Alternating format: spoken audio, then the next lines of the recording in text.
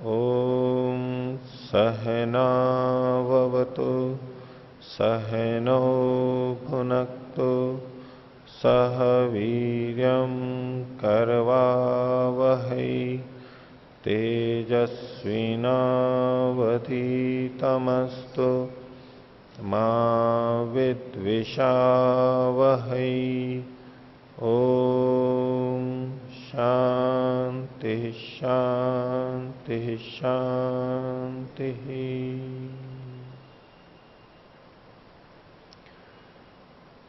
योग दर्शन का प्रारंभ करते हैं। 6 दर्शनों में से एक दर्शन योग दर्शन, और जिसका विषय योग है। योग के बारे में हमें ज्ञान देता है, दृष्टि प्रदान करता है, और महर्षि पतंजलि जी के द्वारा लिखा गया है और व्यास जी ने उसकी व्याख्या की है, संस्कृत टीका की है। योग शब्द से क्या तात्पर्य है, इसको स्वयं भाष्यकार भी बताएंगे, सूत्रकार भी बताएंगे। तो प्रारंभ करते हैं प्रथम पाद का प्रथम सूत्र। अथ योगानुशासनम। अथ योग अनुशासनम। योगानुशासनम, योगस्य अनुशासनम, योग का अनुशासन। अब इन शब्दों को स्वयं भी ये खोलेंगे। सामान्य सूत्र का अर्थ है कि अब, अथ अब प्रारंभ कर रहे हैं किसी विषय को, कोई विषय अधिकृत कर रहे हैं। योग का शास्त्र बताया जा रहा है, योग का अनुशासन बताया जा रहा है। तो व्यास जी स्वयं इसको खोल रहे हैं कि अथ ये शब्द यहां किस अर्थ में आया है। तो कहते हैं अथ इति अयम अधिकारार्थ। अधिकार अर्थ वाला है, अधिकार के प्रयोजन वाला है, अधिकार को बता रहे हैं। मंगलाचरण के रूप में भी अथ शब्द का प्रयोग होता है। आरंभ से कहते हैं भाई, अथ से लेकर के इति तक, प्रारंभ से लेकर अंत तक। एक मंगलाचरण के रूप में अथ शब्द मांगलिक माना जाता है, अच्छे शुभ अर्थ में। यहां पर अथ शब्द मुख्य रूप से अधिकार के लिए है। अधिकार का मतलब है किसी विषय को अधिकृत किया गया, लिया गया, उठाया गया है कि अब हम इस विषय को करेंगे। एक प्रतिज्ञा करते हैं, एक वचनबद्ध होते हैं कि मैं अब इस बारे में बोलूंगा। अब कोई विषय बताया जा रहा है, तो पूरी पुस्तक का जो सार है, विषय है, वो यहां पर कथन किया जा रहा है। ये अधिकार के रूप में है। क्या अधिकार है? अथ इति अधिकारार्थ योगानुशासनम। योगानुशासनम शास्त्रम अधिकृतम वेदितव्यम। योगानुशासन नाम का शास्त्र, एक ग्रंथ, वो अधिकृत किया जा रहा है। अब ये जो शास्त्र पढ़ाया जा रहा है, इसका एक नाम योगानुशासन भी कहा जाता है। योगानुशासन, ऐसा शास्त्र जिसमें योग का अनुशासन किया गया है। योग शब्द को आगे खोलेंगे, लेकिन अनुशासन शब्द में अनु है और शासन है। शासन शब्द हम जैसे राजा होता है वो शासन करता है, अधिकारी शासन करता है, निर्देश करता है हमारे को। तो शासु अनुशिष्टो, कुछ उसमें निर्देश किया जाता है, हमें बताया जाता है। और अनुशासन, पीछे से कुछ चला आ रहा है, उसी को और बताया जा रहा है, उसी के अनुरूप कुछ कहा जा रहा है। एक होता है बिल्कुल नया बोलना, एक होता है कि पहले से चला आ रहा है और उसी के पीछे पीछे कुछ और बातें बोलना। दूसरे ढंग से कहेंगे कि अनुशिष्यते अनेन इति, जिसके द्वारा अनुशासन किया जाता है। अनुशिष्यते अनेन, जिसके द्वारा दूसरे को पीछे पीछे चलाया जाता है, उसको निर्देशित किया जाता है। पहले कुछ बताते हैं और फिर दूसरा उसके अनुरूप चलता है। तो एक बात तो ये इस अनुशासन शब्द से पता लगती है कि ये स्वयं ही नहीं बता रहे हैं सारा का सारा, कि मैंने ही खोजा और मैं ही सारा बता रहा हूं। परंपरा से चला आ रहा है, उसको उन्होंने इस ढंग से व्यवस्थित किया है। जो उनका अनुभव था, जिस ढंग से प्रस्तुति करनी थी, कोई भी लेखक प्रस्तुत करता है, उन्होंने इसको एक समायोजन करके किया है, अपना नहीं है इनका, वो परंपरा से जो चला आ रहा है उसी के अंतर्गत इन्होंने इस बात को किया। और योग के बारे में हमें कैसे चलना चाहिए वो इसके अंतर्गत बताया जा रहा है। तो योगानुशासनम शास्त्रम, कुछ लोग इसको योगानुशासन नामक शास्त्र ऐसा भी अर्थ करते हैं, और ऐसा शास्त्र जिसमें योग का अनुशासन किया गया है उसको अधिकृत किया जा रहा है। आगे कहा योग किसे कहते हैं, तो कहा योग समाधि। योग का मतलब समाधि। योग शब्द के बहुत सारे अर्थ लोक में प्रचलित हैं, इसलिए इनको विशेष अर्थ बताना पड़ा कि यहां इस शास्त्र में जिसको हम योग दर्शन कह रहे हैं या योगानुशासन कह रहे हैं, योग कह रहे हैं, या योग का मतलब समाधि है। वैसे लोक के अंदर योग का मतलब जोड़ भी होता है, जैसे गणित में योग होता है, 2 और 2 4, ये योग हो गया। अनेक वस्तुएं हैं, अलग अलग हैं, उनको मिलाना, जोड़ना, एकत्रित करना, इसको योग के रूप में प्रस्तुत करते हैं। और लोक में तो यही अर्थ प्रचलित है, इसलिए जब योग शब्द आता है तो भाई यहां योग है तो किसका योग हो रहा है यहां पर, तो कहते हैं आत्मा और परमात्मा का योग हो रहा है। आत्मा परमात्मा से मिलता है, उसके आनंद से युक्त तो होता है, इसलिए इसको योग कहा गया है। तो ऐसा बहुत प्रचलित है, लोग ऐसे ही बोलते रहते हैं प्राय। अभी हम इस योग शास्त्र को पढ़ेंगे, उसमें इस तरह का कहीं भी संकेत नहीं मिलेगा, योग का ऐसा अर्थ कहीं भी नहीं मिलेगा आपको।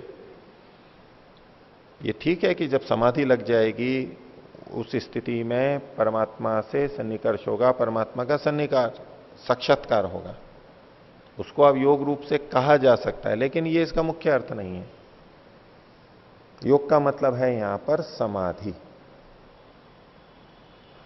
संस्कृत में योग शब्द युज एक धातु है, रूट है, उससे बनता है, और उसके कई अर्थ हैं, अलग अलग अर्थ हैं, 3 तरह से अर्थ प्रचलित हैं। तो एक तो युजिर योगे वाला योग है, जो कि जोड़ने के अर्थ में है, इकट्ठा एकत्रित करने अर्थ में है। और एक युज समाधु करके भी पाणिनि ने धातु दी है धातु पाठ में, जो यहां पर अर्थ लिया योग है समाधि। और एक संयमन अर्थ में भी युज है, नियमन, संयमन, नियंत्रित करने, इस अर्थ में भी है, लेकिन यहां मुख्य रूप से समाधि अर्थ जुड़ेगा। बाकी दोनों को भी हम घटाना चाहें, जोड़ना चाहें, लगा सकते हैं थोड़ा, क्योंकि कहीं भी विषय तो जुड़ ही जाता है। लेकिन यहां पर समाधि अर्थ है, इसलिए व्यास जी ने कहा योग समाधि। यहां योग का मतलब समाधि है, तो यहां पर योग का अनुशासन किया जा रहा है, इसका मतलब है समाधि का अनुशासन किया जा रहा है। ये योग दर्शन है, इसका मतलब है ये समाधि का दर्शन है। और समाधि क्या होती है उसको आगे बताएंगे, खोलेंगे। तो प्रारंभ में ही ये दिशा दे रहे हैं कि ग्रंथ है किसके लिए, इसका विषय क्या है। तो योग का मतलब है समाधि। वैसे भी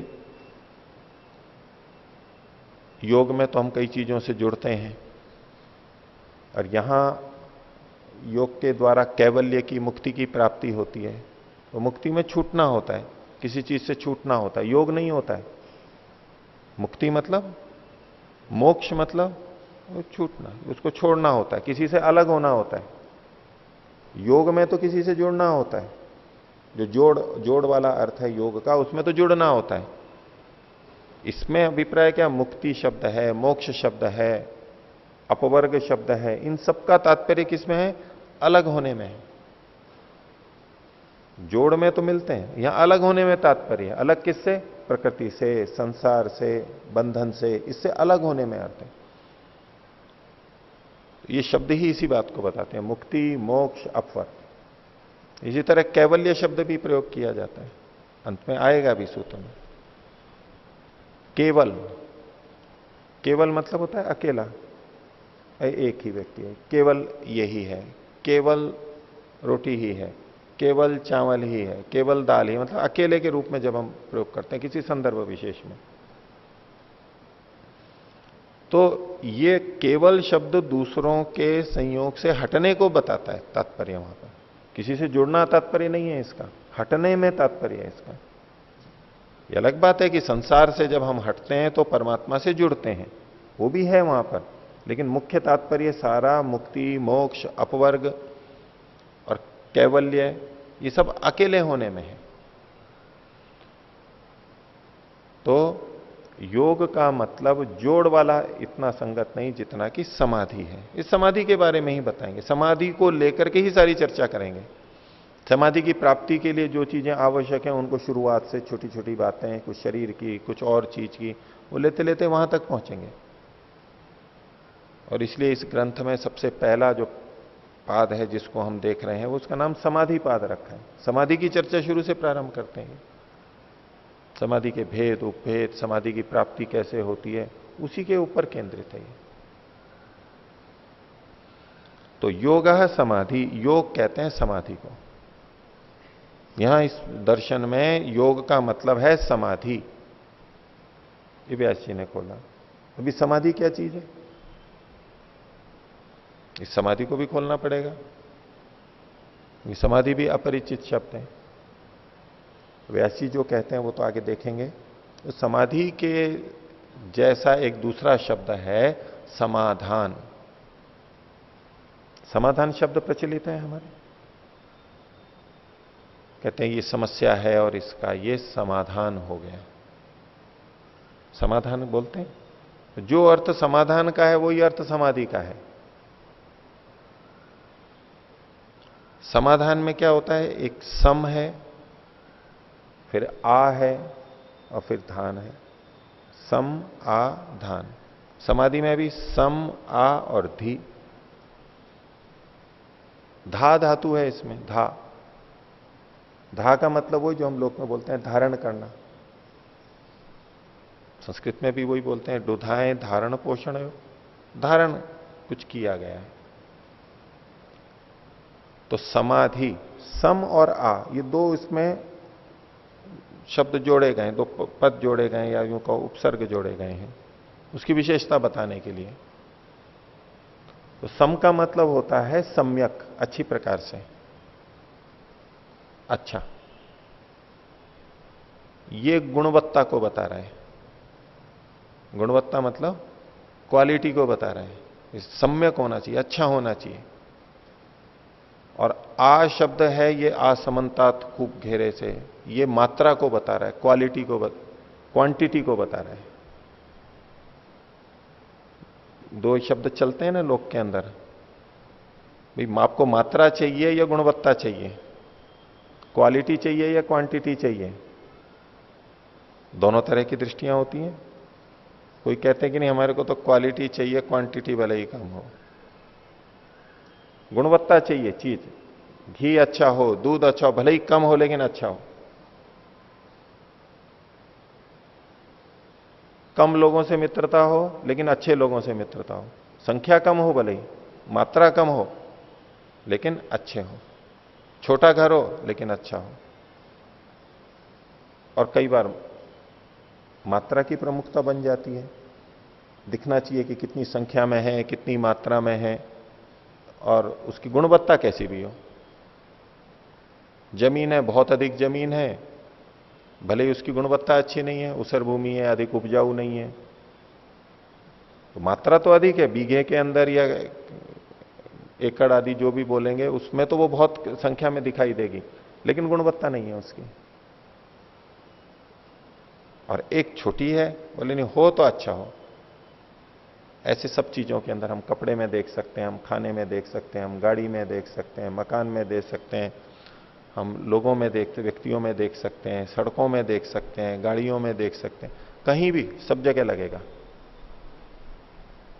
तो अगर दोनों में से एक को चुनना हो तो कहीं कोई मात्रा को चुनता है और कहीं कोई गुणवत्ता को चुनता है। अलग अलग प्रसंगों में आपको दिखाई देगा। पुस्तकें लिखी हैं तो पुस्तकों की संख्या दिखनी चाहिए कि इतनी पुस्तकें लिख दी हैं, लिखा क्या है वो कोई बात नहीं है। कोई कहते हैं नहीं अधिक पुस्तकें नहीं, कम ही हो लेकिन होनी अच्छी चाहिए, कम ही मात्रा में। तो यहां जो ये धारण करना है ये कैसा है, सम भी है और आ भी है। क्वालिटी भी होनी चाहिए और क्वांटिटी भी होनी चाहिए। गुणवत्ता भी होनी चाहिए और मात्रा भी होनी चाहिए, वो दोनों की श्रेष्ठता देख रहे हैं। तो समाधि यानी समाधान जो सम्यक रूप से हो, उसकी गुणवत्ता भी पूरी होनी चाहिए और मात्रा भी पूरी होनी चाहिए। क्योंकि यदि गुणवत्ता अच्छी है लेकिन मात्रा कम है तो भी कमी रह गई ना। ये दूध तो हमें शुद्ध मिल गया लेकिन मिला 100 ग्राम ही, तो कमी रह गई। अब दूध हमारे को मनचाहा जितना मिल गया लेकिन है अशुद्ध दूध है, मिलावटी दूध है, मात्रा तो बहुत होगी तो भी कमी रहेगी, तो कमी तो दोनों में रहेगी। ये तो हमारी मजबूरी होती है कि हम गुणवत्ता चाहते हैं तो भाई ज्यादा नहीं मिल रही तो चलो कम ही हो, कमी चलेगी लेकिन खराबी नहीं चलेगी, ऐसा एक दृष्टिकोण होता है। लेकिन फिर भी मात्रा कम है तो वो तो खटकेगा ही। तो समाधि वो स्थिति है, ये शब्द ही बता रहा है, जिसमें एक तो गुणवत्ता पूरी होगी और मात्रा भी में भी कोई कमी नहीं होगी, मात्रा भी पूरी होगी। तो सम यानी सम्यक रूप से, और आ यानी समन्ता, चारों ओर से जितना हो सकता है, बड़े से बड़ा, अधिक से अधिक जो हो सकता है। इन दोनों ढंग से जो चित्त को धारण किया जाता है, उपयोगी बनाया जाता है, उसका नाम समाधि है। हम विचार करेंगे, सम्यक विचार होगा और खूब विचार होगा, कम भी नहीं होगा, पूरा अच्छा विचार होगा, अच्छी स्थिति होगी। तो समाधि, सम आधि, समाधान। समाधान भी वास्तव में वही होता है जो पूरा हो जाए, अच्छा हो और पूरा हो, उसको हम समाधान कहते हैं। उसमें हमारे को एक संतुष्टि आती है कि नहीं, इसका समाधान हो गया। तो योग का मतलब है समाधि, एक स्थिति है, और समाधि का मतलब है समाधान। सत्यार्थ प्रकाश में नवे समोल्लास में मुक्ति के उपाय महर्षि ने लिखे। उसमें विवेक, वैराग्य, उसके बाद में लिखा है षट्क संपत्ति। उसमें 6 चीजें गिनाई हैं। षट्क, षट्क मतलब 6 को बताता है, षट को 6। तो उसमें एक सबसे अंतिम समाधान भी लिखा है महर्षि ने, शम, दम, उपरति, तितिक्षा, श्रद्धा, और अंतिम है समाधान। मुक्ति के उपायों में लिखा है समाधान, और समाधान को महर्षि ने खोला है चित्त की एकाग्रता। समाधान का मतलब चित्त की एकाग्रता, ये इसका लक्षण है। तो यहां भी वही बात आएगी, समाधि, समाधान, चित्त की एकाग्रता, चित्त को रोकना, ये सारी बातें यहां चलेंगी। तो योग है समाधि, एक बात कह दी। अब ये समाधि होती कहां पर है, क्षेत्र क्या है इसका? तो कहा सच सार्वभौमश्च चित्तस्य धर्मः। ये चित्तस्य धर्म, ये चित्त का एक धर्म है, चित्त का एक गुण है, चित्त की एक विशेषता है। अर्थात शरीर से संबंधित नहीं है ये बाहर की चीजों से संबंधित नहीं है। ये तो मृत्यु के बाद भी समाधि बना देते हैं लोग बाग, इसको बोलते हैं समाधि। कुछ मिट्टी विट्टी का चबूतरा सा बना देते हैं, बोले ये उनकी समाधि है, और तो समाधि वो भी शब्द है वहां पर। ये वो समाधि नहीं है, बाहर की समाधि नहीं है और न शरीर की है। ये समाधि गुण धर्म किसका है? चित्त से धर्म, चित्त का धर्म है। अर्थात इस योग दर्शन का विषय चित्त है, शरीर नहीं है। शरीर आनुषंगिक रूप से, सहायक रूप में, परंपरा से यहां पर आएगा, लेकिन ये जो योग दर्शन है पातंजल, ये मन के ऊपर, चित्त के ऊपर बात करता है। और कैसा है ये? सच, स मतलब स समाधि या वह योग, चित्तस्य धर्म। और कैसे चित्त का धर्म? सार्वभौम चित्तस्य धर्म, सार्वभौम, सभी भूमियों में रहने वाला। सच सार्वभौम, ये जो समाधि है ये चित्त की सभी भूमियों में रहने वाला है। चित्त की जितनी भी स्थितियां उन सब में ये रहता है धर्म, समाधि। सार्वभौम का मतलब होता है सभी भूमियों में रहने वाला।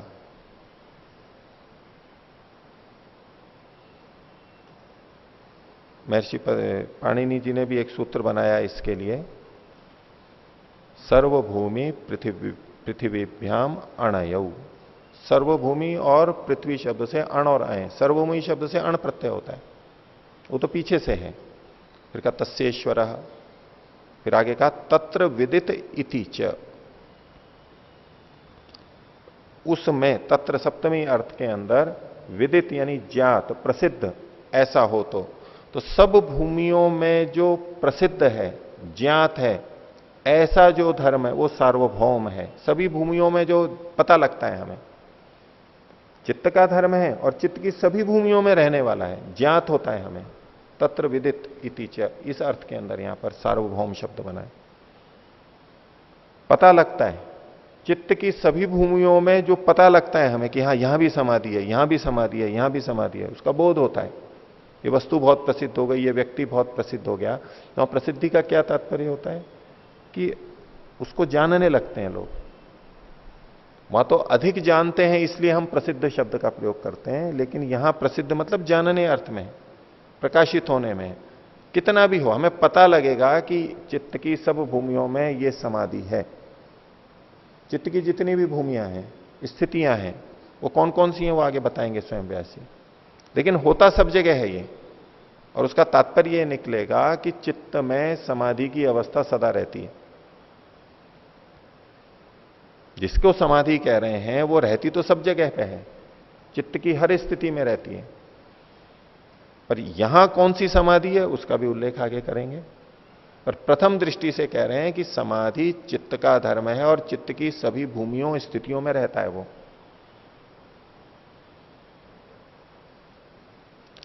चित्त शब्द यहां पर आया, आगे भी चित्त शब्द बहुत आता है। सूत्रकार भी अगला सूत्र बोलेंगे कि योग किसे कहते हैं, तो योगश चित्त वृत्ति निरोध, वहां भी चित्त शब्द आया। तो जब हम योग दर्शन पढ़ते हैं तो प्राय ये बिंदु उभरता है, पूछा जाता है कि चित्त का मतलब क्या है यहां पर। क्योंकि जब हम अंतःकरण की बात करते हैं तो हमें मन, बुद्धि, चित्त और अहंकार ये चार चीजें सुनाई देती हैं। अंतःकरण चतुष्टय बोलते हैं, चार का समूह है, अंदर के करण है, बाहर के नहीं है ये। बाहर के करण तो ज्ञानेन्द्रियां, कर्मेंद्रियां हमें बाहर दिखाई देते हैं, लेकिन ये वो करण है, उपकरण है, साधन है जो अंदर है, अंतःकरण है। तो जिस चित्त का ये धर्म है वो कैसा है, अंदर का करण है, बाहर का नहीं है।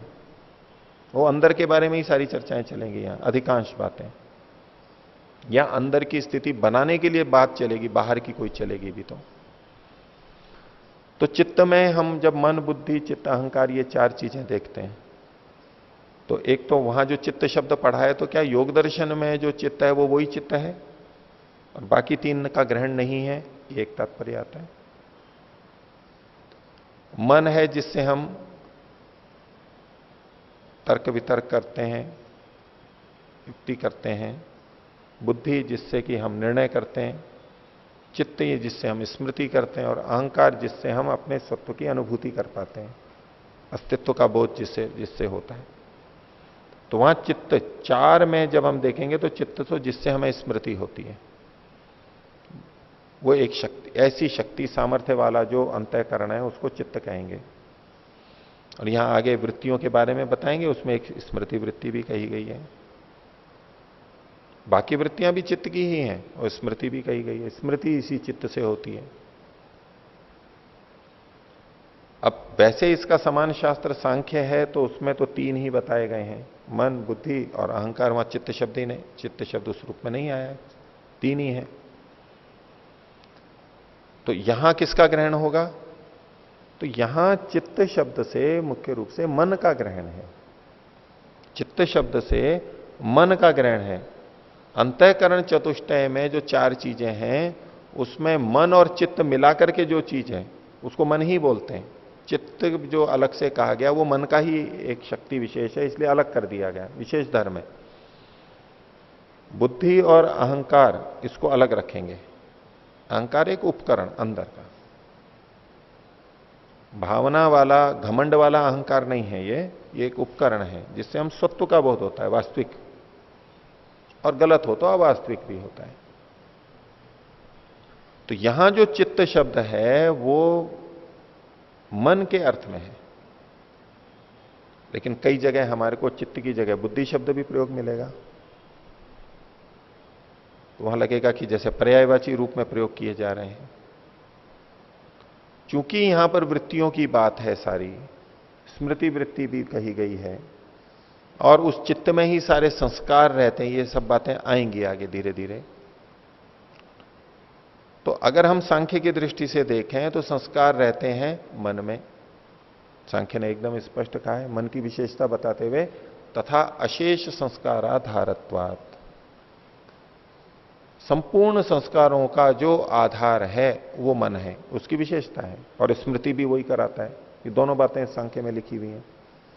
अब वृत्तियों में स्मृति वृत्ति भी हम पढ़ेंगे और संस्कार भी चित्त में रहते हैं, योग दर्शन भी कह रहा है। तो लक्षणों को देखते हुए, उसके गुण धर्म को देखते हुए हमें पता लगता है कि यहां चित्त शब्द से जिसका ग्रहण कर रहे हैं वो मन है। मन है वो। बुद्धि शब्द भी मिलेगा हमारे को कहीं, मन भी शब्द मिलेगा, चित्त शब्द भी मिलेगा, लेकिन प्राय चित्त शब्द मिलेगा, पर्याय रूप में कभी बुद्धि भी आएगा और कहीं मन भी आएगा। वो हम उन प्रसंगों को देखेंगे। और कुछ जगह पर चित्त और मन, चित्त और बुद्धि, मन बुद्धि, वे अलग अलग रूप में भी मिलेंगे हमारे को। यह दो चीजें साथ साथ पढ़ी गई, ये तो अलग अलग ही हैं, ये भी हमें पता लगेगा, वो कहीं कहीं लगेगा। तो मोटे तौर पे हम इसके लिए कह सकते हैं कि ये चित्त यानी अंतःकरण सामान्य के लिए कहा गया है। अंतःकरण में जितनी भी चीजें आती हैं सबका ये कथन है, प्राय ऐसा कथन मिलता है हमें। मोटे तौर पे ठीक भी है, मान सकते हैं उसको। लेकिन यदि हम उसको स्पष्टता से कहना चाहते हैं तो यहां चित्त का मतलब है मन।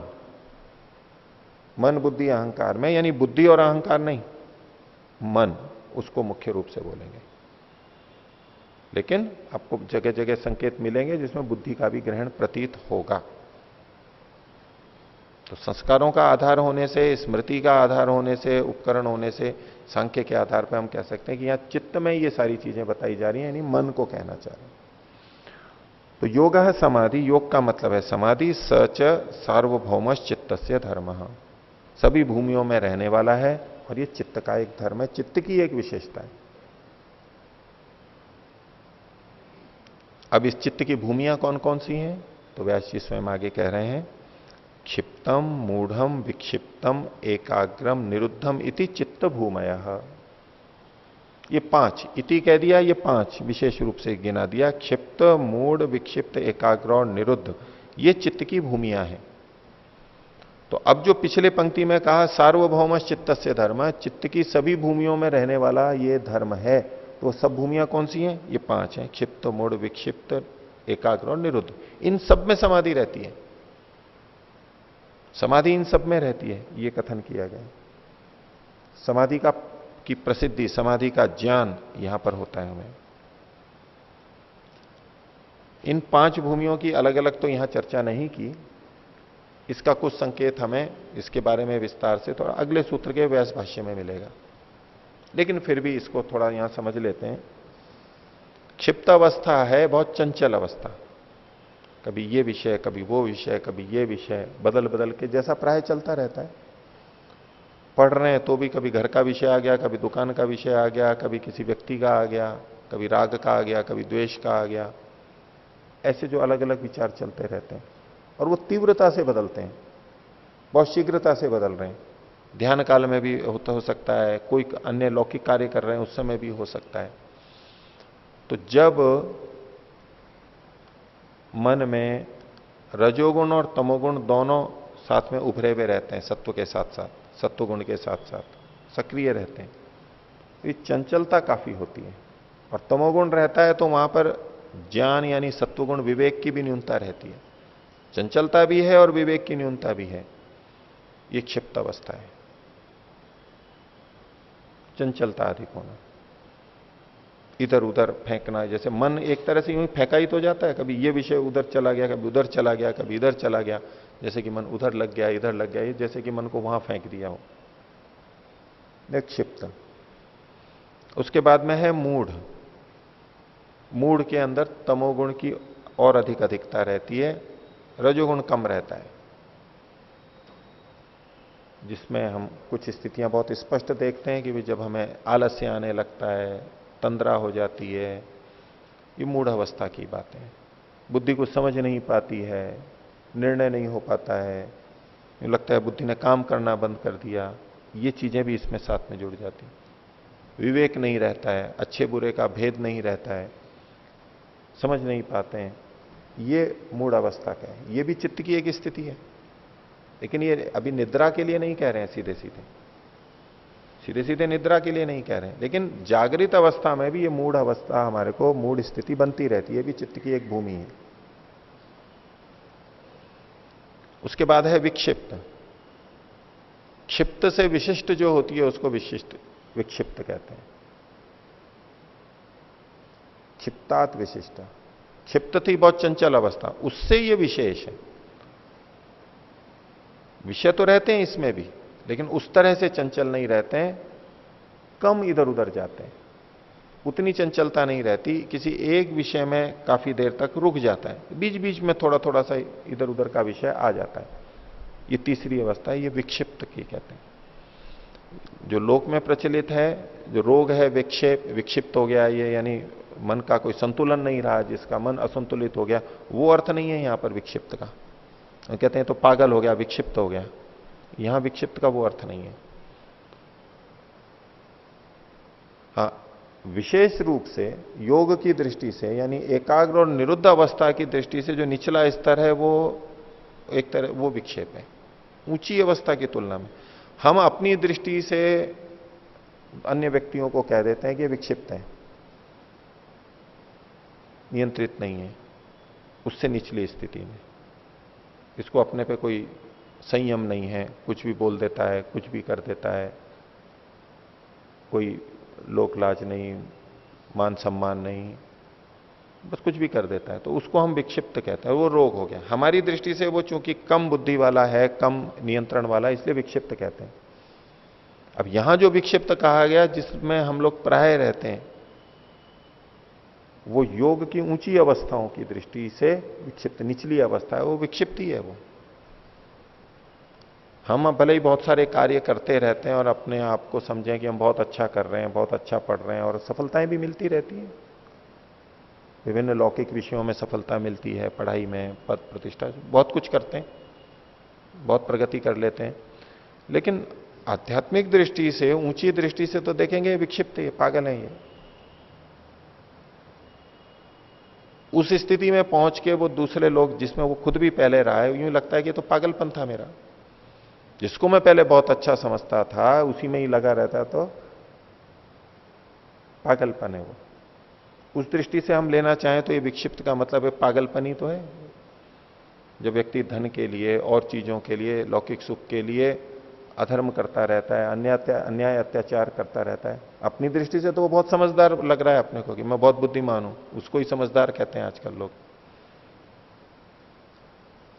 कहते हैं अपना भला बुरा समझता है ये, ठीक है, कुछ समझदार हो गया है, भला बुरा समझने लग गया है, लोक व्यवहार को जानने लग गया है। जो उल्टे सीधे ढंग से करते हैं ना कि अब किसी भी तरह हो धन आने लगे, यहां समझदार हो गया आदमी है, उसको समझदार कहते हैं। लेकिन आध्यात्मिक दृष्टि से वो विक्षिप्तता है, मूर्खता है, वो दुष्टता है, वो समझ ही नहीं आ रहा है उसको मैं कर क्या रहा हूं, कितनी हानि कर रहा हूं। समझदार तो वो जो अपना हित करे, ये तो अपना अहित कर रहा है, खुद ही कर रहा है अपना हित। तो ये ऊंची स्थिति की दृष्टि से तो विक्षिप्त वैसे ही पागलपन ही है, पर नीचे की दृष्टि से क्षिप्त और मूढ़ की अपेक्षा विक्षिप्त ये उससे अच्छी स्थिति है, कम चंचलता रहती है, थोड़ी थोड़ी इधर उधर रहती है। ये भी एक चित्त की स्थिति है, भूमि है। जो क्षिप्त मूढ़ विक्षिप्त, उसके बाद कहा एकाग्र। वो तो शब्द से ही पता रहा है, एक ही अग्र, बस एक ही तरफ रहता है, वो एक ही विषय पर केंद्रित रहता है लंबे समय तक, बाधित नहीं होता है वो दूसरी चीजों से। जब जहां मन को लगाना है वहां लगा सकता है, भिन्न भिन्न विषयों में तो वो भी लगाएगा, लेकिन नियंत्रित रहेगा, जहां लगाना है वहीं लगाएगा। और जो क्षिप्त अवस्था थी उसमें वो वहां मन को लगाना नहीं चाह रहा है, उसको पता ही नहीं लग रहा है, लेकिन फिर भी इधर उधर जा रहा है। उसको कह रहा है कि मैं ये विचार ही नहीं करना चाहता, लेकिन बार बार वही विचार आ रहा है। ये अनियंत्रण की स्थिति है, ये क्षिप्तता है। और विक्षिप्त में कभी कभी ऐसा होता है, चाह नहीं रहे लेकिन फिर भी कोई विषय उठा लिया, फिर भी विषय आ गया। पर एकाग्र में एक ही विषय रहता है। अब यहां एक ही विषय रहने का ये भी अभिप्राय नहीं है कि वो कहीं लोक व्यवहार कर रहा है तो बस एक ही विषय उसका रहेगा। वो अन्य विषयों पे भी जाएगा, लेकिन पूरे नियंत्रण के साथ में। और लोक व्यवहार करेगा, रास्ते पे चल रहा है, कर रहा है, खा रहा है, पी रहा है, मिल रहा है, तो वो तो अलग अलग विषय तो आएंगे ही, अलग अलग वस्तुएं आएंगी, अलग अलग व्यक्ति आएंगे, अलग अलग रास्ते आएंगे, कहां कैसे वाहन से बचाना है, मुड़ना है, करना है, गड्ढा है, ये सारे भिन्न भिन्न विषय तो आएंगे उसके भी, और तेजी से आएंगे, पर नियंत्रित रहेंगे, अनियंत्रित रूप से नहीं आएगा। ये विक्षिप्त, विक्षिप्त से ऊपर एकाग्र अवस्था। लेकिन ये जो लौकिक व्यवहार है उसको यहां पूरा एकाग्र नहीं कहा गया, वो उस व्यक्ति का नियंत्रित रहेगा, इतना कह सकते हैं। लेकिन जब बिल्कुल एक ही विषय पर टिक जाते हैं, ये एकाग्रता की अच्छी स्थिति है, ये ऊंची स्थिति है, एकाग्र, इसमें भी समाधि रहती है। और अंतिम कहा निरुद्ध। निरुद्ध का मतलब है जिसमें पूरी तरह से रुद्ध हो जाती है। नी मतलब नितराम, निशेष रूप से, पूरी तरह से रुद्ध हो जाती हैं, बंध जाती हैं, बंध जाती हैं, रुक जाती हैं। कौन? निरुद्ध अवस्था है जिसमें चित्त की वृत्तियां ही होती हैं, व्यापार होते हैं, विचार होते हैं, वो जब पूरी तरह से रुक जाते हैं, नितराम, निशेष रूप से, उसको निरुद्ध अवस्था कहते हैं, निरुद्ध भूमि कहते हैं। एकाग्र में एक विषय है और वहां भी दूसरे बिंदुओं को रोक ही रखा है उसने। जब हम एक विषय पे एकाग्र होते हैं तो उस एक के अतिरिक्त जितने विषय हैं, रोका तो उनको भी है उसने। तो कोई पढ़ाई में लगा हुआ है, कोई खेल देख रहा है, कोई और किसी चीज में मग्न है, तो एक पे जब केंद्रित है तब भी तो दूसरे विचारों को रोका है उसने। रुद्ध अवस्था तो वहां भी है, लेकिन एक विषय चल रहा है। लेकिन ये कैसी है? निरुद्ध है, निशेष रूप से रुद्ध है, कोई भी विचार नहीं है, कोई भी वृत्ति नहीं है चित्त की, मन में कोई भी विचार नहीं है। ये अंतिम स्थिति, ये भी चित्त की एक भूमि है। तो क्षिप्त, मूढ़, विक्षिप्त और एकाग्र, समाधि इन सब में होती है। हम समाधि को बहुत ऊंचा कहते हैं, लेकिन क्षिप्त, मूढ़ और विक्षिप्त में भी समाधि होती है, जिस संदर्भ में ये समाधि को बोलना चाह रहे हैं। योग का मतलब समाधि। अब इसमें समाधान कैसे होता है? जब जब हम कुछ जानते हैं, अति चंचल व्यक्ति भी, क्षिप्त अवस्था वाला भी किसी भी न किसी चीज को जानता ही रहता है ना। भले ही इधर उधर विचार आ रहे हैं, लेकिन सामने वाले को देख रहा है, पहचान रहा है, हाँ ये है, तो उतने क्षण के लिए वो वहां एकाग्र हुआ है, समाधान हुआ है, उसका समाधि लगी है, तभी तो जाना है उसने। फिर टूट जाती है, लगती तो है समाधि, लेकिन टूट जाती है, बार बार टूटती है, लेकिन समाधि तो है। अगर बिल्कुल भी समाधि ना लगे, बिल्कुल भी समाधान ना हो, तो वो कुछ व्यवहार ही नहीं कर सकता है। जबकि चंचल से चंचल व्यक्ति भी कुछ ना कुछ व्यवहार तो करता ही रहता है, पहचानता है, करता है, उसके अनुसार क्रिया करता है, उसको ग्रहण करता है, उसको छोड़ता है, ये सारी क्रियाएं चलती रहती है। भोजन कर रहा है तो भी रोटी को तोड़ रहा है, सब्जी ले रहा है, दाल ले रहा है, भले इधर उधर के विचार कर रहे हो, खूब घूम रहे हैं विचार, लेकिन फिर भी इन कामों को कर पा रहा है ना वो। एक व्यक्ति चल रहा है, खूब चल रहा है, कभी इधर कभी उधर, लेकिन फिर भी चल पा रहा है वो, तो कुछ तो उसका नियंत्रण है अपने पे। यदि अपने पे बिल्कुल ही नियंत्रण नहीं हो तो वो तो गिर जाएगा बिल्कुल। अब कोई लड़खड़ा रहा है, कभी इधर जा रहा है, कभी उधर जा रहा है, गति भी हो रही है, लड़खड़ा भी रहा है, लेकिन कुछ तो स्थिरता फिर भी है उसमें। ऐसे ही मन के स्तर पर भी सोचना होगा। एक सामान्य व्यक्ति है जिसने शराब नहीं पी रखी है, स्वस्थ भी है, कांप भी नहीं रहा है शरीर, अब वो पैर रख रहा है तो बिल्कुल नियंत्रित रूप से जहां रखना है, गतिशीलता है उसमें भी, लेकिन नियंत्रित है। और एक में अनियंत्रित रूप से शराब के नशे में चूर है वो, या रोग है उसको, पैर रख नहीं पड़ रहे हैं, रख इधर रहा है, जा उधर रहे हैं, डगमगा रहा है वो, लेकिन डगमगाते हुए भी चल तो रहा है, खड़ा तो अभी भी है वो, इतने अंश में तो मानना पड़ेगा हमें। तो इसी तरह से ये जो क्षिप्त अवस्था है चित्त की, चंचल तो बहुत है, लेकिन फिर भी कहीं ना कहीं तो रुक रहा है वो, टिक रहा है, जान रहा है, कर रहा है, ये सारी चीजें व्यवहार कर रहा है, पूरा जीवन चला रहा है, दिन भर व्यवहार करता है, वर्षों दशकों अपना जीवन चलाता रहता है। तो इस अर्थ में समाधि यहां भी है, छोटी छोटी है, थोड़ी थोड़ी देर के लिए बदलती रहती है, तो कुछ ना कुछ समाधान तो हो ही रहा है। हमें निश्चय हो जाता है कितना भी चंचल हो कि हाँ ये पुस्तक है, हमें ये निश्चय हो जाता है कि मैंने इस विषय का विचार किया, हमें ये निश्चय हो जाता है कि पंखा चल रहा है, कूलर चल रहा है, एसी चल रहा है, ये हमारे को समाधान हो रहा है ना, बीच बीच में निश्चय हो रहा है नहीं, पूरा पूरा ज्ञान हो रहा है ना। तो इस रूप में समाधि चित्त की सभी भूमियों में होती है। अगर समाधि बिल्कुल नहीं हो तो हमारा कोई व्यवहार ही नहीं चलेगा। तो योग का मतलब समाधि चित्त की सभी भूमियों में रहने वाला यह धर्म है और चित्त की 5 भूमियां हैं। अब आगे कह रहे हैं व्यास जी, तत्र विक्षिप्ते चेतसी। अब यहां पर जो विक्षिप्त चित्त है, अब विक्षिप्त बीच वाली बात है, क्षिप्त और मूढ़ को इन्होंने कुछ नहीं कहा है। विक्षिप्त चित्त में विक्षिप्ते चेतसी, विक्षेप उपसर्जनी भूतः समाधि। विक्षेप के द्वारा, विक्षिप्त भूमि है तो उस विक्षिप्त भूमि और उसमें समाधि है, लेकिन ये जो समाधि है ये विक्षेप के द्वारा गौण करती गई है, उसके अंतर्गत ले ली गई है, वो उसके प्रतिनिधि के रूप में हो गई है, अप्रधान हो गई है। विक्षेप से उपसर्जनी भूत जो समाधि है वो न योग पक्षे वर्तते, उसको योग के पक्ष में हम नहीं लेते हैं। समाधि तो है लेकिन वो योग नहीं है। सामान्य रूप से योग का मतलब समाधि लिया, इस सूत्र में जो योग है, योग का मतलब है समाधि। लेकिन समाधि कौन सी?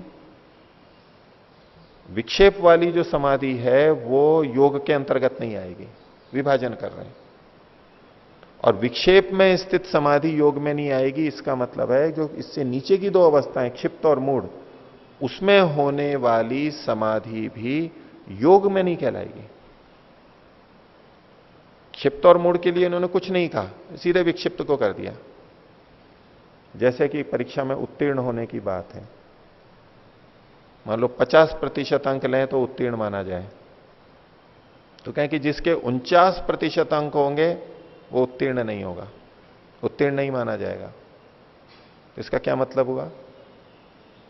नीचे के लिए कुछ कहा नहीं है कि 1%, 2%, 25%, 40%, 45% वाला उत्तीर्ण माना जाएगा या नहीं माना जाएगा, भले ही नहीं कहा हो। लेकिन जब 49 वाला उत्तीर्ण नहीं माना जा रहा है तो उससे नीचे वाले तो उत्तीर्ण कहां से माने जाएंगे? ये हम अपने आप समझ लेते हैं, अर्थापत्ति से पता लग जाता है, अभिप्राय वही होता है। तो यहां जब विक्षिप्त के लिए कहा कि विक्षिप्त अवस्था में जो समाधि होती है वो योग के अंतर्गत नहीं आती, इसका मतलब है इससे निचली जो 2 स्थितियां हैं क्षिप्त और मूढ़, उसमें जो समाधि होती है वो भी योग में नहीं आएगी। समाधि तो है लेकिन योग में नहीं आएगी। तो क्षिप्त मूढ़ विक्षिप्त, अब विक्षिप्त वाली नहीं है, इसका क्या मतलब हो गया? बाकी की जो 2 बची हैं ऊपर की, एकाग्र और निरुद्ध, चित्त की एकाग्र और निरुद्ध अवस्था में जो समाधि होती है वो योग पक्ष में आती है, और ये योग का शास्त्र बताया जा रहा है। तो ये किस समाधि की बात कर रहा है? ये योग दर्शन उस समाधि की बात करेगा जो चित्त की एकाग्र और निरुद्ध भूमि में होती है। क्षिप्त मूढ़ विक्षिप्त में जो समाधि है वो तो लगती ही रहती है हमारी, कुछ भी ना सिखाया जाए तो भी व्यवस्था ऐसी है कि हमारी लगती रहती है। वो करणीय नहीं है, वो तो छोड़ने की बात है, उससे ऊपर उठना है। तो ये शास्त्र तो एकाग्र और निरुद्ध अवस्था में जो समाधि होती है उसके बारे में बता रहा है। ठीक है यहां तक? अब इसमें ये जो 5 भूमियां बताई गई इसमें क्रम है। विक्षिप्त शब्द से भी पता लगता है कि नीचे वाली तो छोटी है और ऊपर वाली बड़ी है। एकाग्र और निरुद्ध में भी हमें आगे भी पता लगेगा कि एकाग्र की अपेक्षा निरुद्ध अवस्था अधिक ऊंची है, क्योंकि उसमें सब कुछ, सारे विचारों को रोक देता है व्यक्ति। तो निरुद्ध सबसे ऊंची, एकाग्र उससे नीचे और विक्षिप्त उससे नीचे, और बाकी की जो 2 हैं वो इन तीनों से नीचे, ये भी हमारे को पक्का रहता है। लेकिन क्षिप्त और मूढ़ के अंदर विचारणीय बात है कि मूढ़ को सबसे नीचे लेना चाहिए या क्षिप्त को सबसे नीचे लेना चाहिए। औरों में तो क्रम हमें दिख रहा है, समझ में आ रहा है, इतना भी पता है कि क्षिप्त और मूढ़ बाकी तीनों से निचली हैं। लेकिन क्षिप्त और मूढ़ इनमें आपस में अगर हम यूं देखेंगे तो हमें कौन सी नीची लगेगी? मूढ़ सबसे निचली लगेगी। वो तो कुछ जान ही नहीं रहा है, समझ ही नहीं रहा है, उल्टा समझ रहा है। लेकिन इन्होंने जो क्रम दिया है वो क्षिप्त को सबसे नीचे लिखा है, फिर मूढ़ को लिखा है।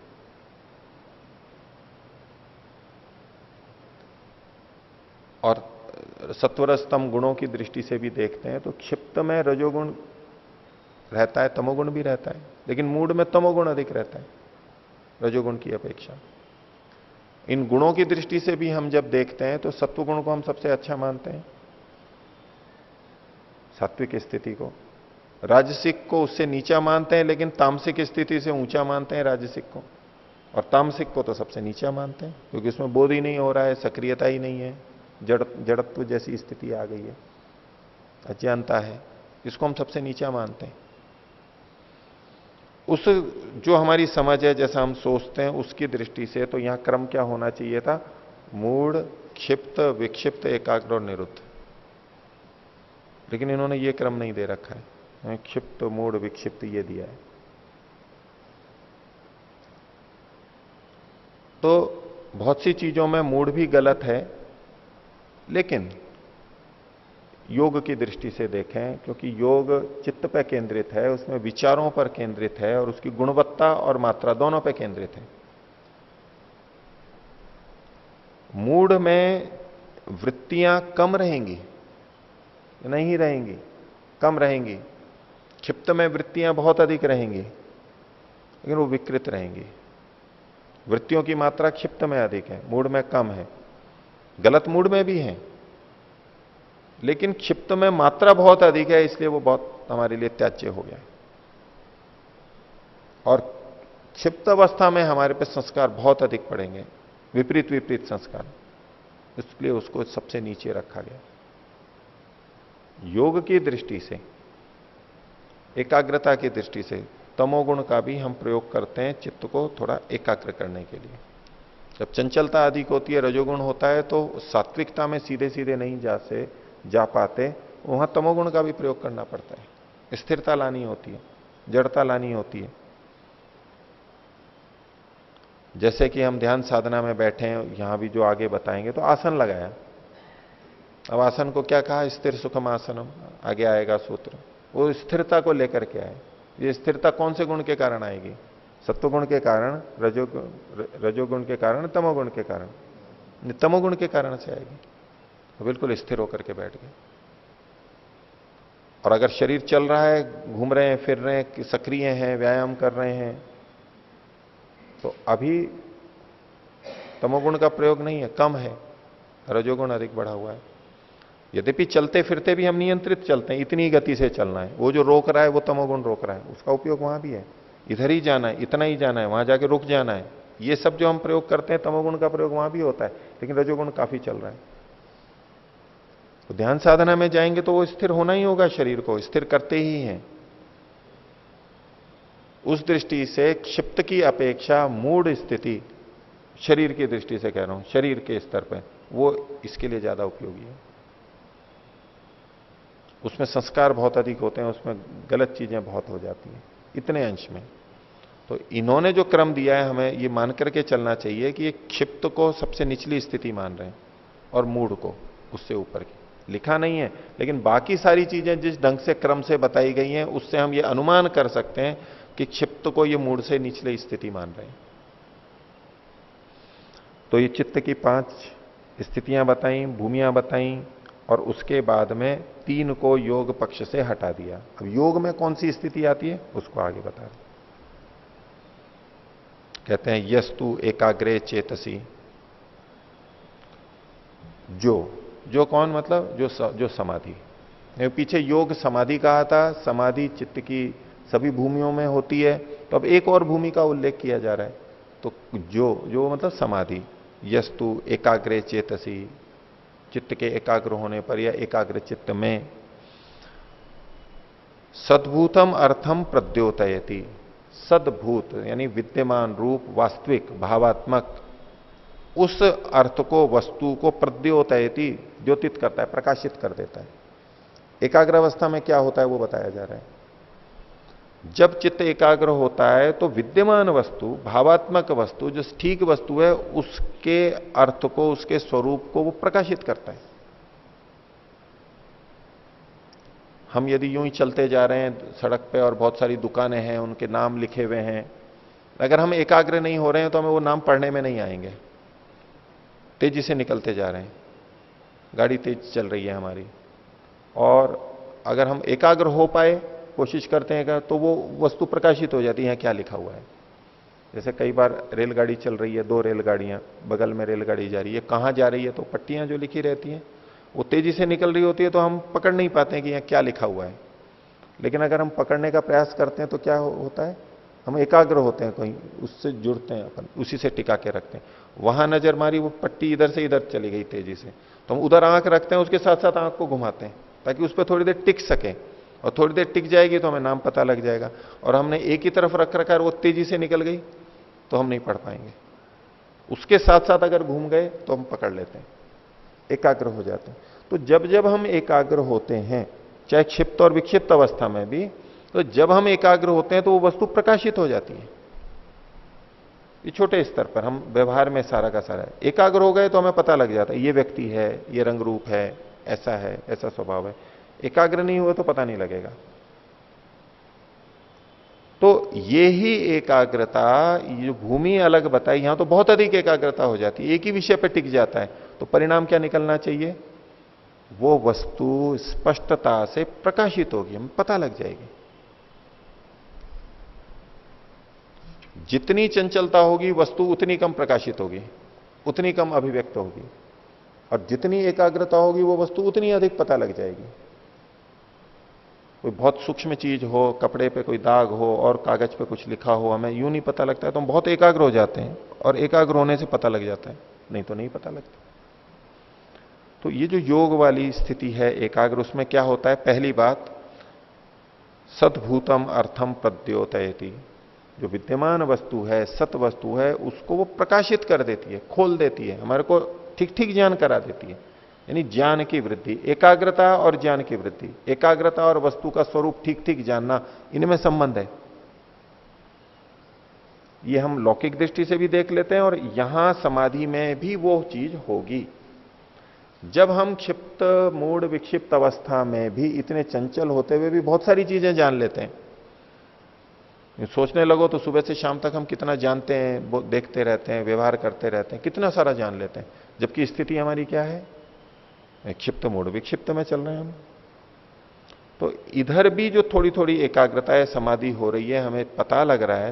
लेकिन जब इसकी मात्रा हम बढ़ा देंगे तो वस्तु कितनी ज्ञात होगी हमारे को, उसकी हम परिकल्पना कर सकते हैं। जितना गुड़ डालेंगे उतना मीठा होगा, जितनी अधिक एकाग्रता बनेगी वो वस्तु उतनी ही अधिक पता लगेगी हमें। तो ये जो समाधि है एकाग्र चित्त में जब होती है तो सद्भूत अर्थ को प्रद्योतयति, प्रकर्ष रूप से द्योतित कर देती है, अधिक रूप से बता देती है। एकाग्र अवस्था नहीं होगी तो भी द्योतित तो करती है, कुछ तो पता लगेगा ही, लेकिन प्रकर्ष रूप से, बहुत अधिक रूप से नहीं बताएगी। तो समाधि का एक लक्षण हुआ, एक इस एकाग्र चित्त में जो समाधि है उसका स्वरूप क्या हो कि वस्तु का ज्ञान बहुत अच्छा करा देती है, अधिक से अधिक अच्छा कराती है। ऐसे ही जैसे प्रकाश अधिक हो तो हमें बहुत अच्छा दिखाई देने लगता है, प्रकाश कम हो तो दिखता तो है लेकिन धुंधला दिखता है, कम दिखता है। तो जैसे ये प्रकाश हमें वस्तुओं को दिखा देता है, प्रकाशित कर देता है, अधिक प्रकाशित कर देता है, ऐसे ही चित्त के अंदर भी होता है। जितनी एकाग्रता बढ़ेगी उतना सत्वगुण बढ़ेगा और उतनी ही वो वस्तु अधिक हमारे को स्पष्टता से दिखने लगेगी। तो सद्भूतम अर्थम प्रद्योतयति, ये एक बात बताई, विशेषता बता रहे हैं, क्यों हम समाधि लगाएं, क्यों हम एकाग्रता को प्राप्त करें। एक बात, इसकी आवश्यकता सभी को है। प्रथम जो है ये प्रथम स्तर पर है, जो संसार में जीते हैं, चाहते हैं कि हम अधिक से अधिक अच्छा जान लें, उसको ये उपयोग में देगा। और इसलिए दुनिया आज योग की तरफ आ रही है, ये इसलिए कि भाई इसमें एकाग्रता होती है, कंसंट्रेशन होता है। अधिकतर इसीलिए आते हैं योग के अंदर, आसन प्राणायाम भी करते हैं, मेडिटेशन भी करते हैं, एकाग्र करते हैं, ध्यान करते हैं। क्यों? एकाग्रता बढ़ेगी, कंसंट्रेशन बढ़ेगा, उससे क्या होगा, पढ़ाई अच्छी होगी, मैं चीजों को समझूंगा, मन टिका हुआ रहेगा, तो वो ज्ञान अधिक आता है, ज्ञान स्पष्टता से आता है, उसलिए जीवन अच्छा चलता है। ये सबके लिए उपयोग है, अधिकतर लोग इस पे ही केंद्रित रहते हैं, ये भी लाभ मिलता है इसमें। लेकिन अगली चीज जो है वो इससे सूक्ष्म है, तो क्षीणोति च क्लेशान। ये जो एकाग्र चित्त वाली समाधि है ये क्लेशों को क्षीण कर देती है। क्लेश कष्ट के रूप में हम लेते हैं, जीवन में बड़ा क्लेश है, दुख है, बाधाएं हैं, संघर्ष है, विवाद है, जिससे हमें बाधा होती है, उसको क्लेश कहते हैं। यद्यपि यहां पर क्लेश में आगे बताएंगे, इनके पारिभाषिक शब्द हैं, जितना हमारे को क्लेश होता है उनको हम उन 5 चीजों में बांट सकते हैं। अविद्या, अस्मिता, राग, द्वेष, अभिनिवेश, एक एक करके ये आएंगे, इनकी परिभाषा बताएंगे, स्वरूप बताएंगे। हैं ये क्लेश, ये हमें बाधित करते हैं, दुखी करते हैं, क्लेश हैं ये।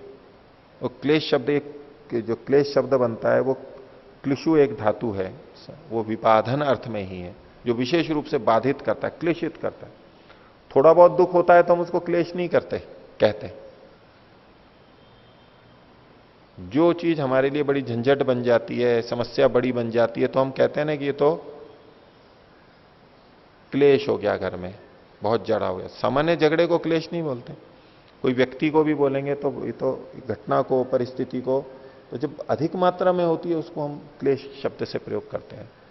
तो विबाधन जहां पर होता है, विशेष रूप से बाधा होती है, हमारे को अनुकूलता नहीं होती, हमारी अनुकूलता के विपरीत चली जाती है, सहजता नहीं रहेगी हमारी, वो क्लेश कहलाते हैं। तो क्षिणोति च क्लेशन, हमारे क्लेशों को क्षीण कर देती है। विबाधन में भी जो बाधरी धातु है, विबाधन, बाधरी, तो बाधरी विलोडन अर्थ में है। विशेष रूप से हमें, जैसे आलोडन विलोडन होता है ना, हिला करके रख देती है हमारे को, ऐसी परिस्थिति जो हमारे को हिला के रख देती है, स्थिरता नहीं रहती है हमारे को, हम विचलित हो जाते हैं, स्थिरता नहीं रहती है हमारी। ये आंतरिक अस्थिरता की बात कही जा रही है। इससे भी लोग परेशान रहते हैं, इसलिए भी ध्यान में आते हैं कि ध्यान करेंगे तो मन शांत रहेगा, जीवन में समस्याएं कम रहेंगी, मेरी सहनशीलता बढ़ेगी। एकाग्रता वाला अलग भाग है, जिससे कि ज्ञान अच्छा होगा, वो एक अलग भाग है। और एक मेरे जीवन में सुख शांति आएगी, इस पर भी लोग बहुत केंद्रित हैं, इसलिए ध्यान में आते हैं, मेडिटेशन में आते हैं। बोले क्लेश कम हो जाता है। वो शांति जो कहते हैं कि इससे मेरे को शांति मिलती है, वो क्या है शांति? अशांति किस चीज से थी? दुख से ही तो थी, बाधा से ही तो थी, जो विपरीत चीज थी, जो प्रतिकूल चीज थी, उसी से ही तो बाधा थी।